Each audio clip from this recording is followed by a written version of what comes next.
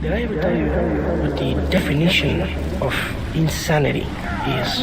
Insanity is doing the exact same fucking thing over and over again, expecting shit to change.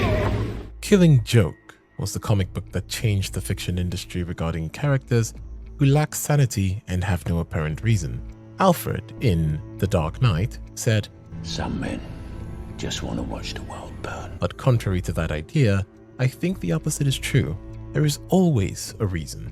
When an insane character is written to do the acts that seem senseless, he has a reason that contrasts with the plot and creates doubt about it.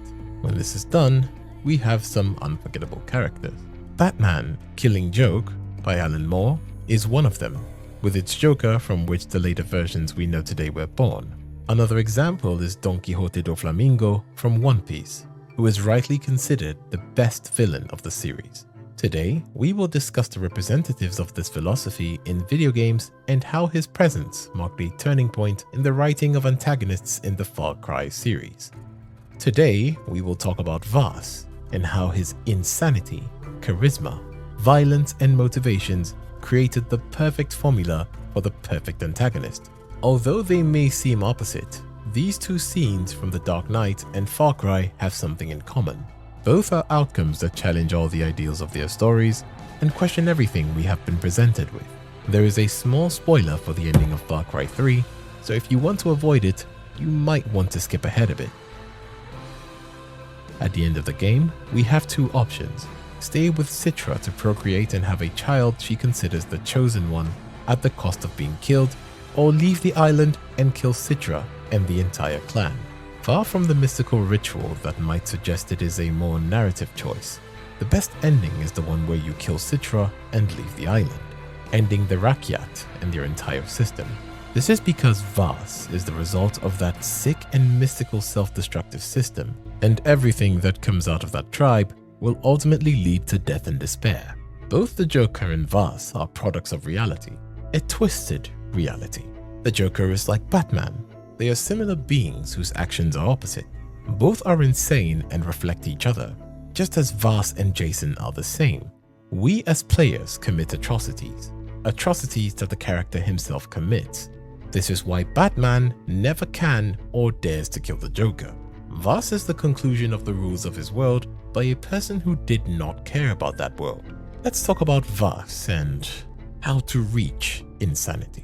The origin, while not necessary to explain, can be a fundamental tool in understanding how a character is composed. There is something fascinating about Killing Joke. Its concept, the idea that a bad day can drive anyone insane. But it's not just that it's a bad day, it's how it becomes a bad day. If Alan Moore accomplished anything, it's knowing how to delineate the point between a bad day and a good day. The Joker's life before he became who he was depressing. He was a failed comedian, much like Arthur in Todd Phillips' adaptation of The Clown. But unlike that version, this Joker has principles and something to protect, which raises a question. Is what drives madness the loss of principles and what we hold dear? At a certain point in the story, in order to protect his treasure, the man is forced to break his principles by committing a criminal act that goes against his ideals. With much regret, he does it for some money he needs. But the conspiracy takes the treasure away when there is no turning back, when he is already accepted and with his principles broken and nothing left to protect. The robbery fails, resulting in not even earning the money and sinking into the deepest, most acidic darkness. With nothing, he sets out to reaffirm that he is not alone. The reason he fails in the comic is that he attacks only one aspect of it, the treasure, but doesn't destroy the principles. That's why he fails. But Christopher Nolan does something fascinating with this. He actually manages to create the perfect conditions. And for those who have seen The Dark Knight, you can see that with Harvey Dent and how the Joker has managed to plunge him into this acidic darkness. But what are Vaas's principles and treasures? In this case, they're pretty interesting. Vaas is a young man born into the Rakyat tribe, a tribe that believes in three beings or symbols: the shark, the heron, and the spider. These three representative figures show the growth and adherence to the values of the tribe. They They believe in the arrival of a great warrior who is unique and authentic. In other words, they are a tribe that believes in war and struggle, in the survival of the fittest, in touch with nature, and in ancient and simple weapons. This is the reality that surrounds the tribe, almost like a religion. On the other hand, Vaas is written as the exact opposite of all this. He's an unreliable person who doesn't believe in traditional weapons and has a certain love for firearms. But there is something they share: the philosophy of life and of killing. His principles are primordial: kill or be killed, the same philosophy as his tribe, but without so many extra steps. But what is his treasure? What does he want to protect? His own sister. Citra, however, she is written as someone indoctrinated in the Rakyat faith, an absolute contrast to her brother and willing to do whatever it takes to fulfill the mythology of her home and bring this warrior into the world. Except there is a difference between them. One loves his sister, while the other sees herself as a tool to an end, loving no one but her faith, and we will explore that more later. And Vaas, in his need to protect her, decides against his will to become a Rakyat to be by her side. But remember, Citra sees herself as a means to an end, nothing more. So, she was willing to sacrifice her body to give birth to this warrior, which means she had to mate with the best warriors to have such a warrior. This means that Vaas, in his desire to protect his beloved sister out of love, decides to be the one to lead his sister to this achievement, to be the one to make it happen. That's why we see the first steps towards madness, and unlike other characters, it's his own treasure that leads him down that path. Remember Vaas's principles: kill or be killed, and the pleasure it brings, creating a dependent relationship where he kills all of Citra's suitors and anyone who threatens her, anyone she asks to be killed. Some naive people say that Vaas is similar to the Joker, but not exactly. It's the Vaas that goes after Jason that resembles the Joker. But if you ask, Vaas has a fall into darkness very similar to Doflamingo, the antagonist from the One Piece series. Doflamingo, or Dofi, was a celestial dragon as a child, a descendant of the creators of the world government in One Piece. This means that they are royalty among royalty, gods in this world, and untouchable. Dofi, like the rest of his community, was selfish and thought of himself as a god, believing he could have whatever he wanted and trampling on others. But his father, a good but naive man, resigned from his position and took his family out of this kingdom. In the world of One Piece, society hates the government and the system because they allow too much corruption. Also, the celestial dragons can do whatever they want when they come to a place. Kill, enslave, whatever they want, and if they are touched or harmed, they will send the highest power of that world. What happens when you combine the lineage of dictatorial kings who have done harm and left their status and protection to a resentful society? It's all his father's fault. His father is the one who started it all. If he hadn't resigned from his position out of ignorance, today he would be living like a god and not in a garbage can, being hunted and wanting to be killed. He seeks revenge against the people and the government that did this to him. Even when he asked to return as a celestial dragon, he was not allowed to, and he even tried to be killed. He falls into madness, into the desire to see the world collapse, into chaos, and into suffering for everyone. What does love mean to Vaas at this point? He didn't have parents, or it doesn't seem like he did. He grew up under the kill or be killed philosophy of the Rakyat, and his sister is considered a tool. Vaas does not know what love is because he has not experienced it. He knows that he loves his sister. He is attached to her because it's the only place he feels safe in this dark world, because the primal human act is to seek refuge, while his sister finds solace in the dogmas of the Rakyat to feel protected. It's a one-way relationship from Vaas to Citra and from Citra to her religion. Every act he performs is out of love, but the only way he knows to love is to kill. Do you know the definition of insanity? Doing the same thing over and over again and expecting different results. It's unknown who told him that, but at some point in his life, probably before he went insane, someone told him that. For Vaas, the purest act of love is killing for others, killing for his sister over and over again, in the hope of receiving love from her that she never gave. Everything he does is to be seen by her. That's why he wants to become the means by which he can have this protected warrior, in the hope that maybe she will see him and love him because he fulfilled his purpose thanks to her. And when the moment comes, when he believes his work will be rewarded, Vaas has become the best warrior, the perfect warrior. He became the most worthy person to be with her, but they couldn't. They were siblings, and it wouldn't end well. But there was no other better warrior, so she, trapped by her own system, saw no choice but to kill him. And what does Vaas do? He just apologizes. But he reaches a conclusion. Citra is right. Still attached to her, he decides to leave the Rakyat and become an outlaw. In this way, she could achieve her goal. This was his act of love, the highest act of love a person can perform.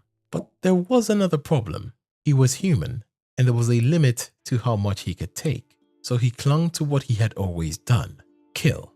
As he numbed his pain with drugs, he became addicted to the pain of loneliness. He knew it. He finally meets Dr. Alec Earnhardt, who gives him a stronger prescription, the strongest drug he has ever had, to make sure he will never suffer again, and it works. It's worth noting that the farcry narrative is intertwined with psychotropic drugs, so the use of this tool as a means of escape and for his epiphany is considered sublime. In that place, there were two parts of him, the part that loved Citra and wanted the best for her, and the part that was resentful because no matter how hard he tried, over and over again to earn her love, he never succeeded. She didn't love him, and the resentment built up over the years. It's no wonder he reacted so aggressively when she stabbed him. In this place, there was a fight where the resentful self was protecting the loving self who was wounded after a fight with the aforementioned. Finally, he kicked him, a repetitive act that led nowhere. Where the question arises is, and where am I in all of this? In the end, Vaas understood that he had never given himself the attention he deserved.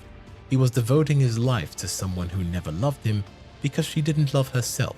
She was just a tool, not a person, and he realized that she would never love him no matter how many people he killed for her. So he took refuge in what he had always been, himself. He understood that no one else was there for him and by him, and when he finally woke up, he understood that sentence. Did I ever tell you what the definition of insanity is? But did he really change? In theory, Vaas has learned to love himself, but in the only way he has ever known how to love throughout his life, leading him to self-destruction as the ultimate expression of love. A violent man who pushes himself to the limit for his own ends. He seeks nothing more than to satisfy his own pleasure through exaggerated and impulsive acts. However, Vaas, the Vaas we see in the game, is more complex than he appears.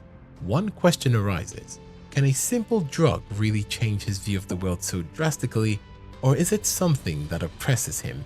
From the beginning, we see a charismatic man, but is he eloquent because he's charismatic? Or is there something more? What we see is his thirst for blood and his excitement to play with others in indescribable ways. Vaas is built on two foundations: what he says according to the system he runs, and what he feels based on his actions. Throughout the interview, he doesn't seem interested in selling them. That's the interest of Hoyt, the other antagonist, who frankly seems somewhat superfluous to the story. If they had fallen into his hands, it would have played out like it did in the live-action series based on Far Cry 3 called Far Cry Experience. Vaas is a simple man shaped by circumstance, whose actions seem to make no sense. Sometimes he appears to be a salesman, sometimes a killer. But it all comes down to something simple. Vaas is a child who never learned to love anyone, and the only way he knows how to show affection is by doing harm. The only time his sister truly saw him and truly acknowledged his existence was when she tried to kill him, in an act that ultimately doomed him. And this is perfectly illustrated at the end of the Far Cry Experience. But does he really want to? I mentioned earlier that Vaas changed drastically after the hallucination and that he learned to love. But what actually happened is that he stopped loving Citra and started looking for other people to be with. But having only known harm, having only known this act, he then moves from person to person. A simple shot that sums it all up: a wide shot of Vaas kneeling next to a head in the sand, begging for it to be alive. It's a quiet moment in which he suffers deep inside from his absolute loneliness. Then he sees the paratroopers arrive and realizes it's a new chance to start over. You know the definition of insanity: doing the same thing over and over again and expecting different results. Vaas never changed. He just changed the way he looked for that love until Jason Brody came along. There is a before and after in Vaas's ending, where we see him not only developed as a character, but also having his own arc. Jason joins the Rakyat for the same reason Vaas did, to protect something important. They are both reflections of each other. As the story progresses, we see this change.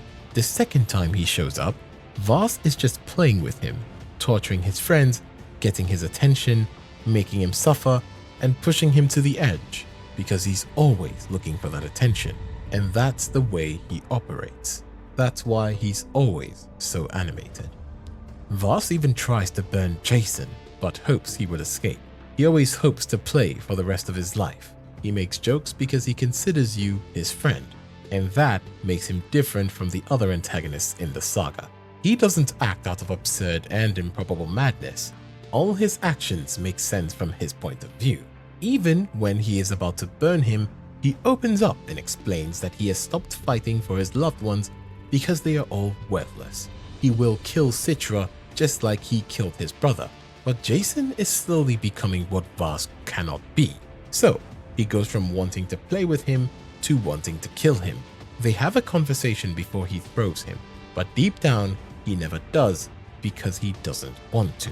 They are both reflections of each other. That is why when Vaas wants to drown Jason, it is such a profound scene. We see the hatred he feels because he sees himself in those words, and it's something that he can't stand. He can't stand it. He can't accept that you're just like him, or the person he'll never be.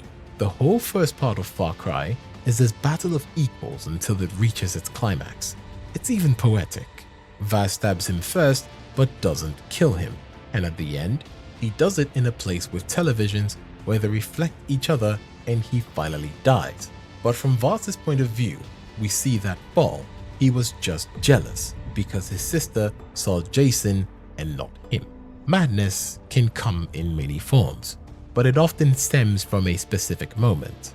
Though Vaas's actions were what he considered madness, it wasn't until Citra did what she did that he lost his composure and headed towards his own death. Beyond any consideration, this formula was perfect for him, creating an ideal villain for the game, one who represents not only the narrative, but everything it encompasses. Vaas is the epicenter of the entire plot, the consequence of Rakyat ideals, the attachment to what you consider your treasure, and the internal debate of whether to let it go or cling to it to the point of madness. That's why we can make a choice at the end, and for me, the right ending is to kill Citra. Jason is a reflection of Vaas, and both are two people who did all this for one thing: love, but for the most loving act, which is murder. This is something we especially appreciate in Vaas and experience through Jason as he kills left and right. Vaas kills his brother, the thing he loves, and separates himself from that bond, whilst Jason does the same for Vaas, to free him from his burden. That's all for now. Don't forget to like, comment, and subscribe. If you want more, check out the rest of our videos. And if you want to stay updated on future content, turn on the notification bell.